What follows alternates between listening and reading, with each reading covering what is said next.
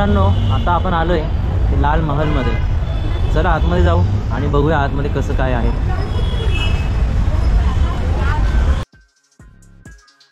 लाल महालाचं निर्माण 1630 साली श्री शहाजीराजे भोसले म्हणजे श्री छत्रपती शिवरायांचे वडील यांच्याकडून केलं गेलेलं. इथेच शिवरायांनी आपलं बालपण व्यतीत केलं. आई जिजाऊंच्या सानिध्यामध्ये शिवराय शस्त्र व शास्त्र सोबतच राजनीती, रामायण महाभारताचे पठण, युद्धनीती या सगळ्या गुणवंतांमध्ये पारंगत इथेच झाले.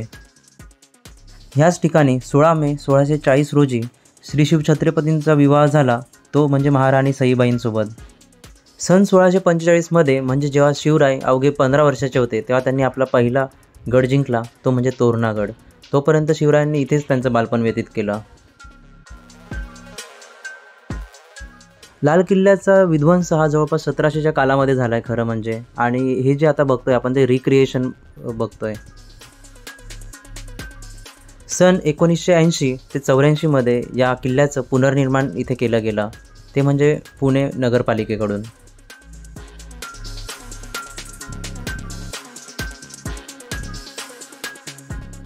या ठिकाणी खूप सुंदर असे तुम्ही चित्र बघू शकताय, जे की शिवरायांच्या जीवनाच्या आधारित आहेत.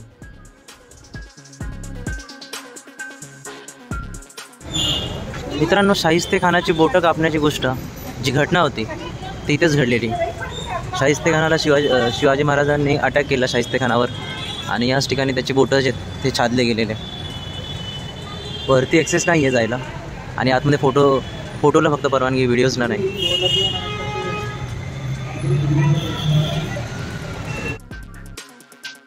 खऱ्या लाल महालाचे काही जे दगड होते, जे पण अवशेष म्हणून उरलेले होते, त्यांचा थोडाफार वापर शनिवार वाड्याच्या बांधकामात केलेला श्री शिवरायांचा आशीर्वाद म्हणून.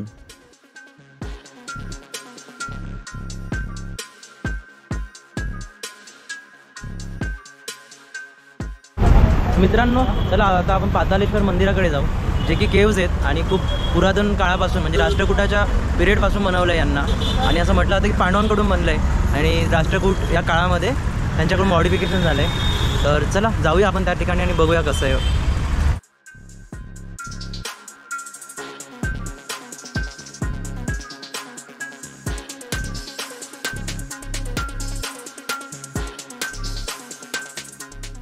या मंदिराचं अस्तित्व मानलं जातं ते 8व्या शतकापासून, म्हणजे जेव्हा राष्ट्रकूट राजा कृष्ण हा वास्तव्यात होता.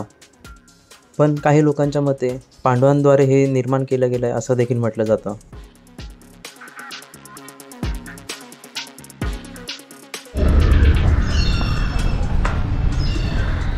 पूर्ण एका दगडामध्ये कोरलं गेलं आहे. खूप सुंदर ती रचना बघू शकतो आपण, दगडात पूर्णच बनवलेली. समोर मंदिर भगवान शंकराचं.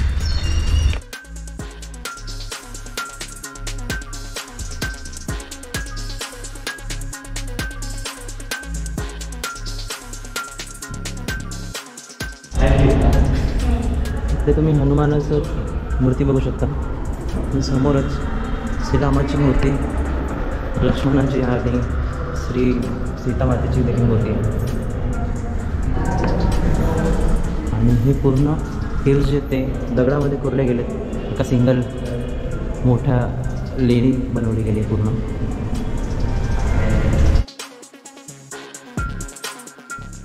अलौकिक आणि अद्भुत असं या केव्जचं निर्माण आपण बघू शकतोय.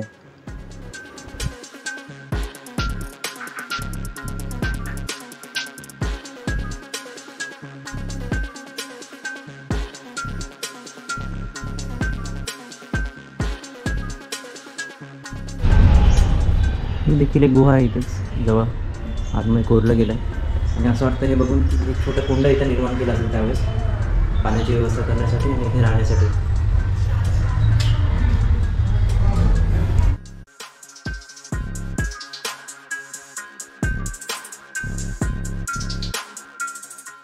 तर मागे समोर बरंच जत्रा बित्रा बघू शकताय तुम्ही. पण आम्ही आलो आहे ते खूपच जास्त लवकर आलो आहे. 4 वाजता उघडते गेट.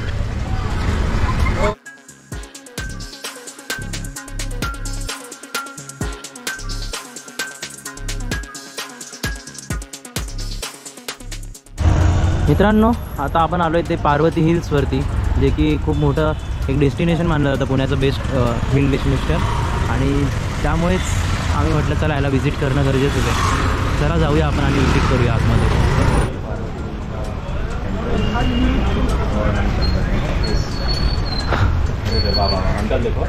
वाह, एडवेंचर प्रो प्लस मैक्स जो भी है सब कर रहे हैं अंकल. एक नंबर भाई, इसे कहते हैं असली ॲडव्हेंचर. मित्रांनो, इथे 108 सीड्या आहेत ज्या आपल्याला चढायच्या आहेत, आणि ते जरा अशी स्लोप त्यांचा मोठा आहे, आणि दमल्यासारखं तुम्हाला वाटेल नक्कीच. असं ते ट्रेकच करते. और संदीप भाई कैसा लग रहा है? चल रहा है अभी. कैसे क्या बोले अभी? क्या ही करें, पुणे आए हैं, एक्सप्लोर करना ही था. एक्सप्लोर करना है, कर रहे हैं हम लोग. करना पड़ रहा है, वही ना. नहीं करेंगे तो कैसे? भगवान का नाम लेके चल रहे हैं. चलो, जय माता दी. और क्या, मस्त लग रहा है वैसे लोकेशन. हाँ अच्छा तो लग रहा है. थोड़ा पीस लग रहा है ना. हाँ पीसफुल, भारी, बट पुणे अच्छा है यार. पुणे बहुत पसंद आ गया हम लोगों को. हाँ, और सस्ता भी है यार. सस्ता है. हाँ, हम लोगों ने चॉकलेट क्या खाया? चॉकलेट मस्तानी 60 रुपये का. 60 रुपये का. और कौन सा सीताफल? सीताफल रबड़ी रबड़ी बहुत भारी लगा. हाँ ना. सबसे बेस्ट. और इडली इडली भाई 20 रुपये में पेट भर के. चटनी, वही ना, चटनी वाला इडली, मस्त मजा आया. एक नंबर.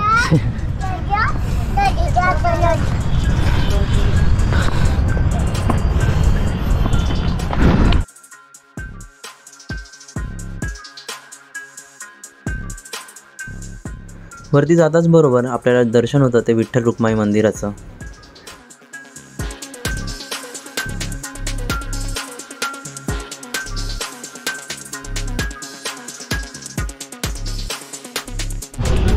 मित्रांनो, इकडेच तुम्ही संग्रहालय बघू शकता, जे की पेशवे म्युझियम आहे.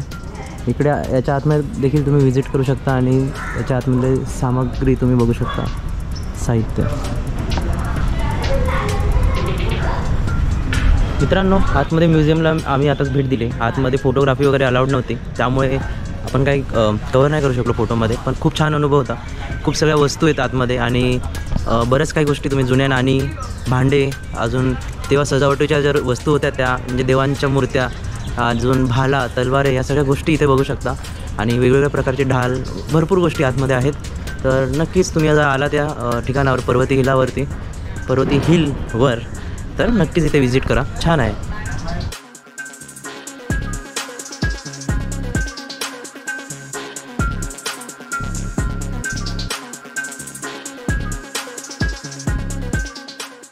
आणि बाजूलाच श्री कार्तिक स्वामी यांचं देखील मंदिर आहे, व त्यांच्या जीवनचरित्रातील घटना ज्या आहेत त्या इथे आपण चित्ररूपात बघू शकतो. कार्तिक स्वामी म्हणजे श्री गणपती बाप्पा यांचे मोठे भाऊ. मित्रांनो, इथे वाचून आपल्याला कळतं आहे की श्री नानासाहेब पेशवे जे आहेत त्यांचं निधन याच ठिकाणी झालेलं, याच पर्वती हिलावर, पर्वतावर.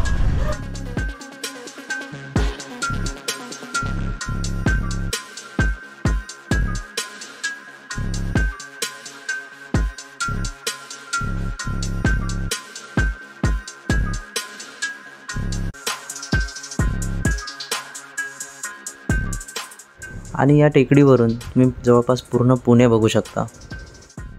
एक्झॅक्टली शहराचा कोणता भाग आपल्या डोळ्यासमोर आहे याची काही कल्पना नव्हती, पण मी व्ह्यू तर खूप मस्त एन्जॉय करत होतो.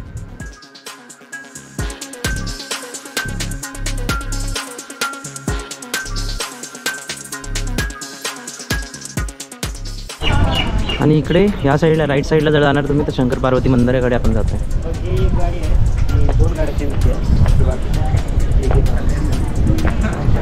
क्लाउड्स बघा किती मस्त क्लिअर दिसतात. आणि हेच ते मंदिर.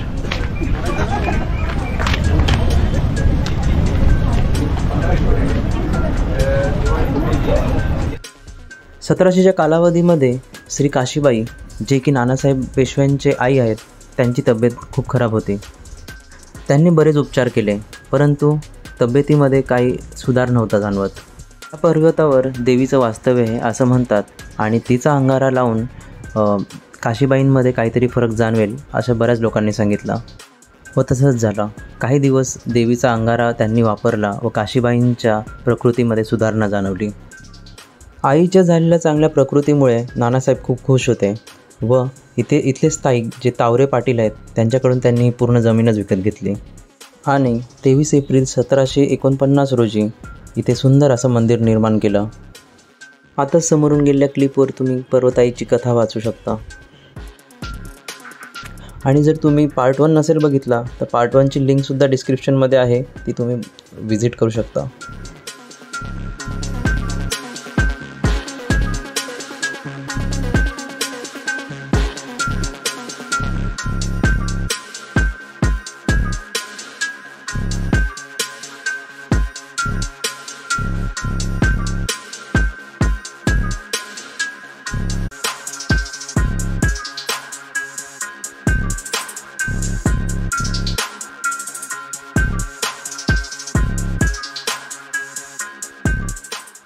सो मित्रांनो, आपण एवढेच प्लेसेस आज कवर करू शकलो आहे. 1 डे ट्रिप होती आणि आपण बाईकने झालो आहे आणि बऱ्याच गोष्टी कवर करण्याचा प्रयत्न केला, जितक्या होतील तेवढ्या केल्यासुद्धा. पण आपल्याला परत एवढ्या लांब ट्रॅव्हल करायचं आहे मुंबई साईडला, ट्रॅफिक वगैरे, आणि रविवार आहे आज त्यातल्या त्यात. तर आता आपण निरोप घेतो आहे आणि भेटूया कधीतरी, पुन्हा येऊ पुण्याला, काही उरलेले ठिकाणं आपण कवर करू. Let's see. तोपर्यंत तुम्हाला व्हिडिओ कशी वाटली ते सांगा आणि आवडल्यास चॅनलला नक्की सबस्क्राईब करा, लोकांपर्यंत शेअर करा.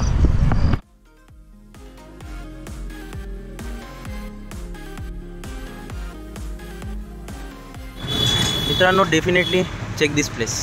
जेव्हा पण तुम्ही लोणावळ्याला येत आहेत इथे तुम्ही बेस्ट गुजराती थाळी खाऊ शकता, ती पण अनलिमिटेड. आता आपण आलो आहे ते गुजराती थाळी खाण्यासाठी स्पेशल लोणावळ्याला.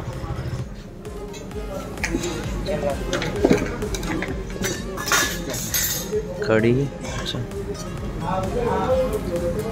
ओके. पनीर है क्या? जी ओके.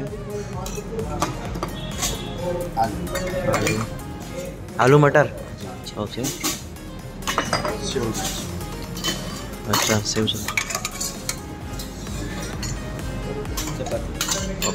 अजून ठेवा. मित्रांनो, जेवण भेटताच बरोबर ताव मारायला चालू केले आणि खूप ऑथेंटिक आणि बेस्ट डिश इथे गुजरातची मिळते आपल्याला इकडं खायला. आणि संदीप भाई एकदम खुश आहे खाऊन, कारण की मी बऱ्याचदा येतो आणि मी पर्सनली म्हणजे काही स्पॉन्सर वगैरे नाही आहे, पण तुम्हाला एक बेस्ट ऑप्शन सांगतो आहे, तुम्ही इकडे नक्की येऊ शकता. 200 रुपयात बेस्ट डिश तुम्हाला अनलिमिटेड थाली इकडे लोणावळ्यामध्ये मिळते. तर या कधी तुम्ही आलात तर नक्की